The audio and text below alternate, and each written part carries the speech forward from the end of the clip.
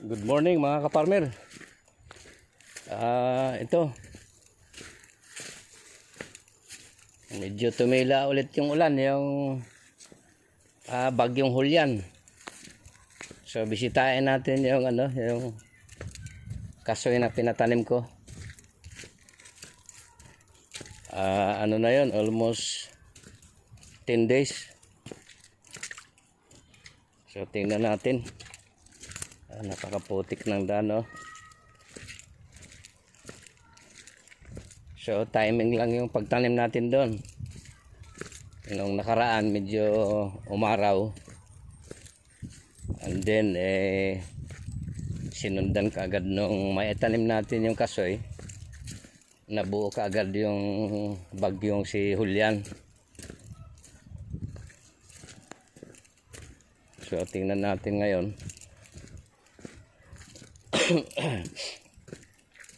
Trangkaso po ako 2 linggo, mahigit pa nga. Ito balik na ulit sa trabaho, kasi kung hindi natin subaybayan din yung mga tao natin, wala din mangyayari. Kailangan sa kanila bigyan sila ng assignment.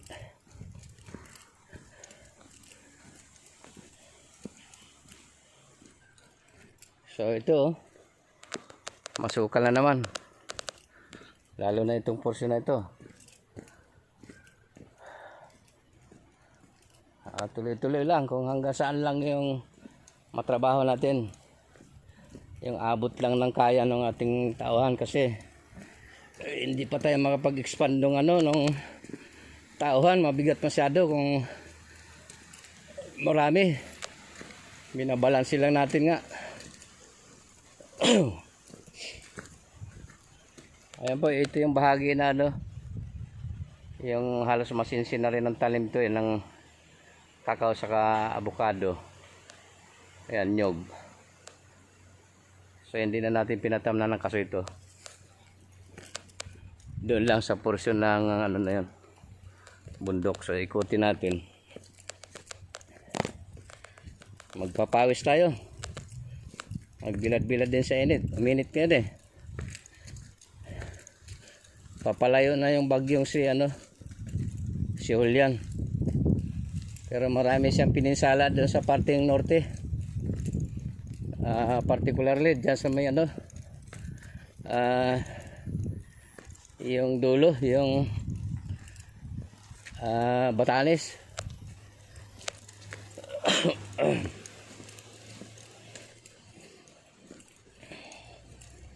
So dito lang muna tayo dadaan sa karsada, tapos iikot tayo doon.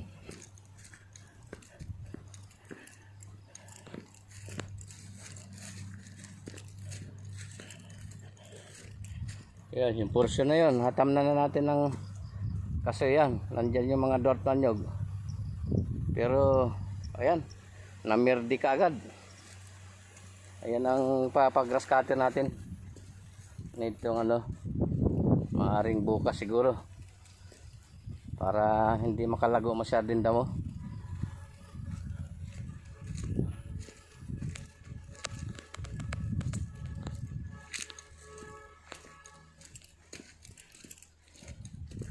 So tingnan natin.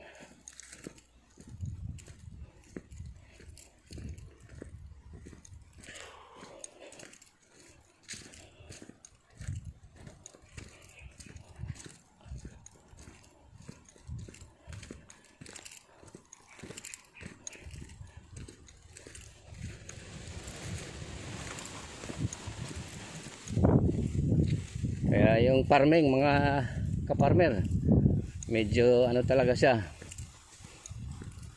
challenge. Medyo tatapon talaga tayo ng panahon.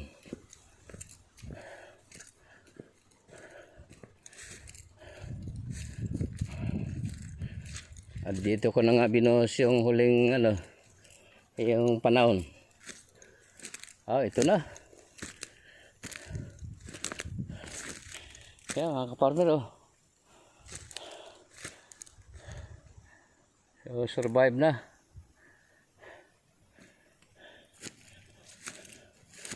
Oh, buhay na sila. Magiging solid na kasuyan to. Ayan mga kaparmer. So, nakakatuwa. Recover na antimano. Kasi na-shock yan doon sa plat eh. Ayan.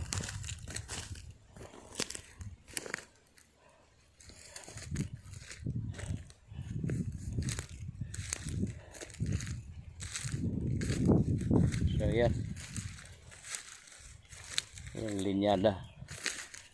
Medyo malimit po to. 2 by 2 meters lang to. May nabuti talaga natin na limitan. Mas maganda naman pag nabuhayan lahat.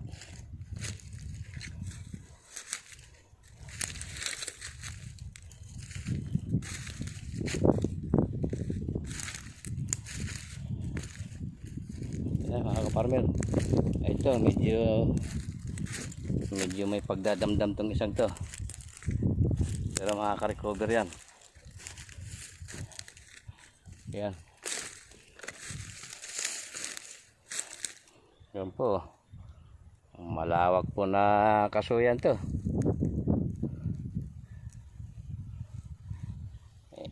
In demand kasi yung kasoy.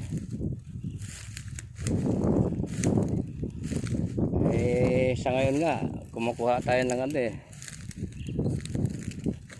ng kasoy na import. So naisip ko na paramihin talaga to. Ayan po, mga buhay na sila oh. Merong ilan na nagdamdam dahil na-shock yan doon. Ibig sabihin kasi kumbaga umugat na yan doon sa mayroong isa dito yung dinalagyan oh.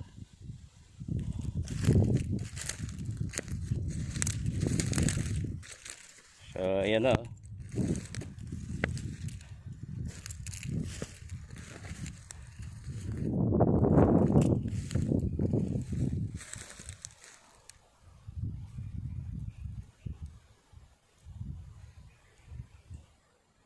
Yan mga kaparmer.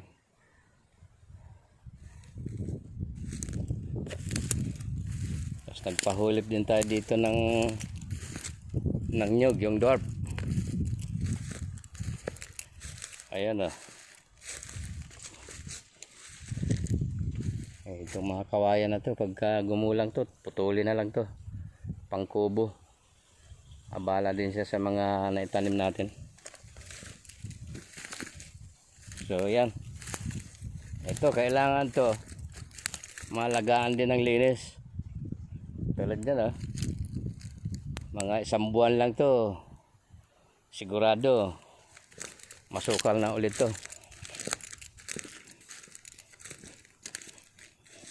Yung pagtatanim kasi hindi yan nagtatapos doon na maitanim mo lang.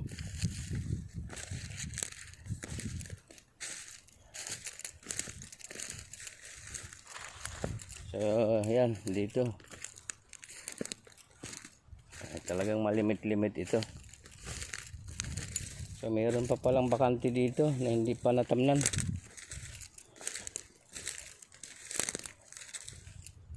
So mayroon pa mga 1 biyahe pa ito. 1 biyahe pa nila to mga, pero dito okay na. Ayan po kasoy lahat yan yan.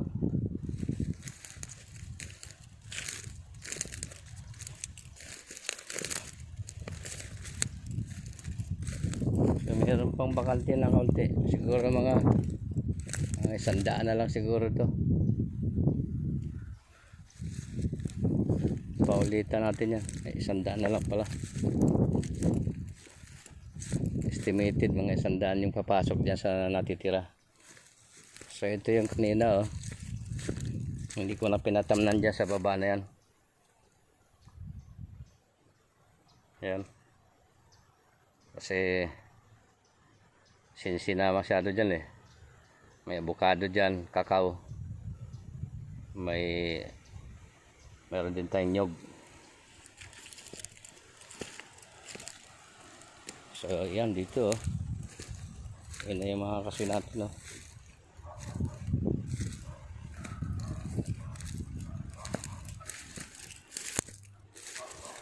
Okay, nandun.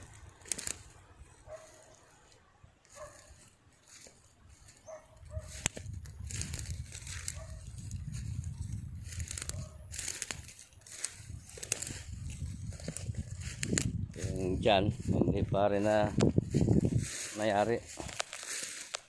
So yan yung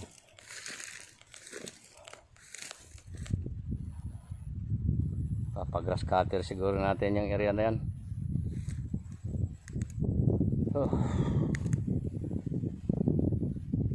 So dito na tayo dadaan mga kapartner. Ito may palagay na ako na mamamatay itong isang to. Nakaugat na yan ng husto dun sa plat. Nung kunin nahugot yung mayor niyan. Ugat na yung major root niya. So dito na tayo sa ibabaw dadaan mga kaparmer.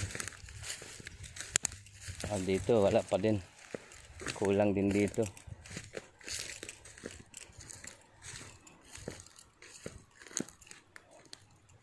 So yan, siguro kahit hindi na lagyan ng kasoy dito, malamang mapasiksik dito sa ilalim ng puno yung mga kape. Tatanim tayo dito ng kape, dagdag. Gusto ng kape yung mga ganyan eh, kaya hindi ko na pinagalaw yung gubat-gubat na yan. Mahalaga kasi ang puno. So meron namang halaman na para dyan, tulad nung ayan, may lansones tayo dyan sa baba eh. Tulad ng lansones, gusto niyan sa mga ganyan. Meron siyang kanlong, mangustin. So dyan natin lagay pati yung kape.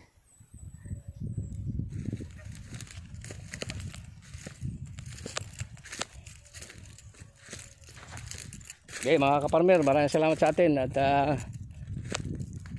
yung iba na hindi pa nakapag-subscribe, paki-subscribe po ninyo.